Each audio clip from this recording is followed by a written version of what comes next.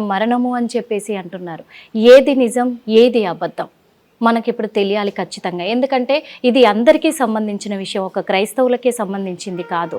కాబట్టి అసలు మరి క్రైస్తవులు కూడా ముఖ్యంగా అజయ్ బాబు గారు, ప్రవీణ్ పగడాల గారు ఏ రోజైతే మరణించడం జరిగిందో ఆ రోజే తన గొంతెత్తి గర్జించడం కూడా జరిగింది. ఏమనంటే ఇది హత్య, మరణం కాదు అని చెప్పేసి తనకు చాలా థ్రెటింగ్ కాల్స్ వచ్చాయి, బెదిరించారు, కాబట్టి తనను హత్య చేశారు ప్లాన్ ప్రకారం అని చెప్పేసి ఆ రోజు నుంచి ఈ రోజు వరకు కూడా స్టాండ్ తీసుకొని ఉన్నారు. ఇంకా అసలు ఏ నమ్మకంతో చెప్తున్నారు, ఎలా చెప్తున్నారు అడిగి తెలుసుకుందాం. నమస్తే సార్. నమస్తే అమ్మా. సార్, ముందుగా ప్రవీణ్ గారు చనిపోవడం అనేది అందరికీ బాధాకరమైన విషయమే. కాకపోతే ఆ రోజు నుంచి ఈ రోజు వరకు కూడా మీరు స్టాండ్ తీసుకున్నారు. మీ వీడియోలు చూస్తూనే ఉన్నాము, మీ మాటలు వింటూనే ఉన్నాము. ఇది తనది సాధారణమైన మరణం కాదు, యాక్సిడెంటల్గా జరగలేదు, ఖచ్చితంగా కుట్ర చేసి హత్య చేశారు అని చెప్తున్నారు. మీరు అలా చెప్తున్నారు, కానీ మరి పోలీసులు ఇచ్చిన ఫుటేజ్ ప్రకారము ఇది సాధారణ మరణము అని తెలుస్తుంది. కానీ ఒకవేళ అది అబద్ధం అయితే మరి మీ దగ్గర ఎలాంటి ప్రూఫ్స్ ఉన్నాయంటారు సార్? అమ్మా, ప్రవీణ్ పగడాల గారి గురించి ముందు నేను మీతో కొన్ని విషయాలు చెప్తాను సార్. క్రైస్తవ సమాజంలో మేధావులు ఉన్నారు అంటే వారిలో ముందు వరుసలో నిలవబడి ఉండే వ్యక్తుల్లో ప్రవీణ్ పగడాల గారు ఒకరమ్మా.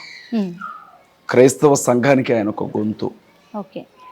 ఆయన ఎలాంటి వాడు చెప్పడానికి మీకు ఒక చిన్న విషయం చెప్తాను. ఆయన అమెరికాలో ఉండాల్సిన మనిషి. ఆయనకి సాఫ్ట్వేర్ కంపెనీలు ఉన్నాయి, భార్య, 2 పిల్లలు. దేవుని విషయంలో చాలా నమ్మకంగా ఉండే వ్యక్తి. రక్షణ టీవీలో డిబేట్స్ జరుగుతూ ఉండే ఎప్పుడు కూడా. మీ ప్రశ్న మా జవాబు అనుకుంటా, అసలైన ప్రశ్న సిసలైన జవాబు అనుకుంటా. అన్ని జిల్లాల్లో కూడా, జిల్లా కేంద్రాల్లో ఇలాంటి మీటింగ్స్ ఏర్పాటు చేసి ఎవరికైనా ఏమైనా అనుమానాలు ఉన్నాయా, అనుమానాలు ఉంటే మాకు చెప్పండి, మేము సమాధానం ఇస్తాం అనుకుంటూ తిరిగినటువంటి వ్యక్తి.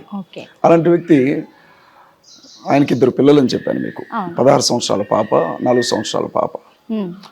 వాళ్ళ పెద్ద పాపని కొన్ని రోజులుగా ఎవరో చంపుతామని బెదిరిస్తున్నారు అని చెప్పి ఆయన సోషల్ మీడియా వేదికగా వాపోయినటువంటి సందర్భాలను చూశారు.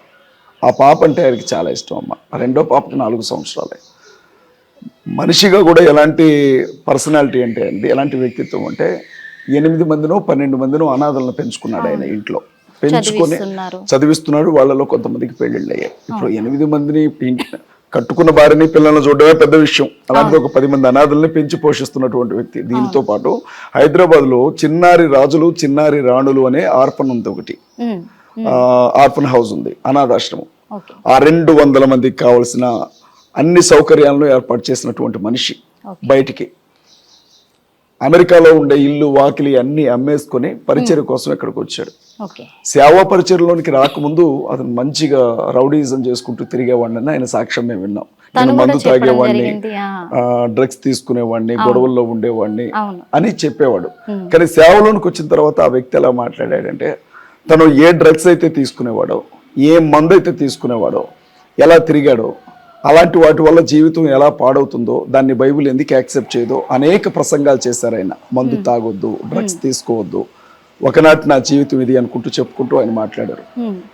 షుగర్ కొంచెం మనం ఎక్కువిస్తే, చక్కెర ఇస్తే అది తినడానికి కూడా ఇష్టపడ్డా ఆయన. వద్దండి, ఇది నాకు హెల్త్కి ఉపయోగపడదు అని చెప్పాడు ఆయన. అలాంటి వ్యక్తి ఇవాళ హైదరాబాద్లో బయలుదేరి రాజమండ్రి వరకు రాయల్ ఎన్ఫీల్డ్ బండి మీద వచ్చి అక్కడ ఆగి కొంచెం మందు కొనుక్కొని తాగి, అక్కడ ఆగి కొంచెం మందు కొనుక్కొని తాగి, రోడ్ల పక్కన కాసేపు పడుకొని లెగిసి చివరికి మత్తు మందులో చనిపోయాడు అని చెబుతున్నారు. దాన్ని మేము నమ్మాలి, దాన్ని మేము నమ్మాలి. దాన్ని ప్రజల్ని ఇప్పుడు అదే నమ్మమంటున్నారు. నేను మీతో చాలా విషయాలు చెప్తాను ఇవాళ. ప్రవీణ్ పగడాల గారు చనిపోయినటువంటి ప్లేస్ ఏదైతే ఉందో, ఆ పెట్రోల్ బంక్ ఎదురుగా రోడ్డు నుంచి ఒక 9 నుంచి 10 అడుగుల దూరమే ఉంటుంది. కొలిసి చూపించారు ఇంత అని. నేను ఒక 5 అడుగులు ఉంటుందేమో అనుకునేవాడిని, కానీ అక్కడ హర్ష కుమార్ గారు కొలిచి చూపించారు ఒక మనిషి చేయి పట్టుకొని. చనిపోయినటువంటి ఆ వ్యక్తి చనిపోయాడు అనే విషయం తెలియగానే మధ్యాహ్నం కల్లా మేము అక్కడికి చేరుకున్నాం. అప్పటికే డెడ్ బాడీని మార్చురీకి తీసుకొని వచ్చేసారు. కానీ ఆ సంఘటనా స్థలాన్ని చూసినటువంటి చాలా మంది ఫొటోస్ బయట పెట్టారు.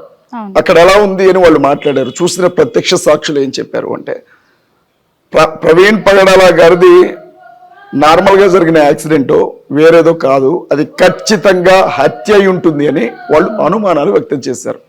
దానికి ప్రధానమైనటువంటి కారణాలు ఏంటో మీతో చెప్తాను.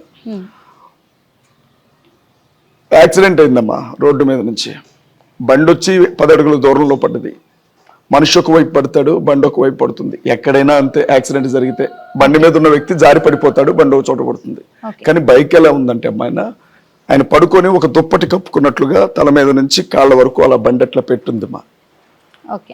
అది ఎట్లా సాధ్యమవుతుంది అసలు? అనుమానాలు ఎందుకు వస్తున్నాయో చెబుతున్నాను. పోలీస్ డిపార్ట్మెంట్ కూడా చూశారు కదా అది. రెండో విషయం, హైదరాబాద్ నుంచి రాజమండ్రి వరకు జరిగిన ఈ జర్నీలో ఎక్కడ ఆయన హెల్మెట్ తీలా, ఎక్కడ ఎలాంటి సందర్భంలో కూడా ఏ పరిస్థితిలో కూడా హెల్మెట్ తీలా. చనిపోయినప్పుడు కూడా హెల్మెట్ పెట్టే ఉంది ఆయనకి, అలాగే ఉంది హెల్మెట్ ఆయనకి.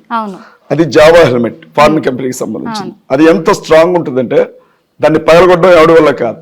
ఒకవేళ దాని మీద నుంచి ఒక బస్సే పోయినా అది తప్పుకొని వెళ్ళిపోతుంది తప్ప అది పగలదు. అలాంటి హెల్మెట్ ఉన్నప్పుడు తలకి దెబ్బ తగిలే అవకాశమే లేదు. పోనీ ఒంటికి ఇంకెక్కడైనా దెబ్బ తగిలిందా అని అనుకోవడానికి ఒంటి మీద బలమైన గాయాలు లేవు. కేవలం నోటి మీద 2 పెదాలు చిరిగిపోయి 2 అటు ఇటు వేరైపోయి ఒళ్ళంతా తలకి అదే రక్తం హెల్మెట్ లోకి వెళ్ళిపోయినటువంటి పరిస్థితి. అంత చిన్న గాయానికి ఒక మనిషి చనిపోతాడా? ఇది మా రెండో ప్రశ్న. మూడవది ఏంటంటే ఆయన హైదరాబాద్ నుంచి కూడా ఆయన సీసీటీవీ ఫుటేజ్ ప్రతి చోట స్పెడ్స్ ఉంది ఆయన కళ్ళకి కానీ ఆయన షర్ట్కి కానీ స్పెడ్స్ పెట్టుకొని వచ్చారు ఆయన. ఎక్కడైతే యాక్సిడెంట్ జరిగిందని పెద్దలు చెప్తున్నారు, పోలీసులు చెప్తున్నారు, ఒకవేళ ఆ బండి నిజంగా ఆయన మీద పడితే ఆయన షర్టుకున్నటువంటి స్పెడ్స్ కావచ్చు, కళ్ళకున్న స్పెడ్స్ కావచ్చు, నైట్ పురుగులు పడితే అని కళ్ళకి పెట్టుకుంటారు. అది ముక్కలైపోయి పడిపోయి ఉండాలి, అంతే కదమ్మా. కానీ ఆ స్పెడ్స్ ని జాగ్రత్తగా అప్పుడే కొనుక్కొచ్చి పక్కన పెట్టినట్లు ఆయన పక్కన యాక్సిడెంట్ జరిగిన పక్కన పెట్టుంచారు. దానికి దుబ్బ లేదు, దుమ్ము లేదు. ఇంకొకటి ఏంటంటే మాస్క్, హైదరాబాద్ నుంచి రాజమండ్రి వరకు ఆయన వచ్చినటువంటి దారిలో ఎక్కడ మాస్క్ తీల.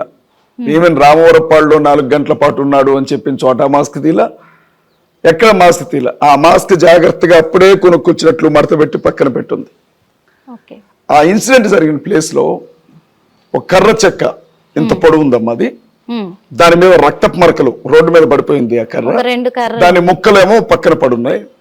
చూసిన వాళ్ళకి ఎలా ఉందంటే దానితో కొడితేనే ఈ మనిషి ఇక్కడ పడుండాలి లేదా పడ్డప్పుడైనా కొట్టుండాలి అన్న ఆలోచన కలిగించేలాగా ఉంది.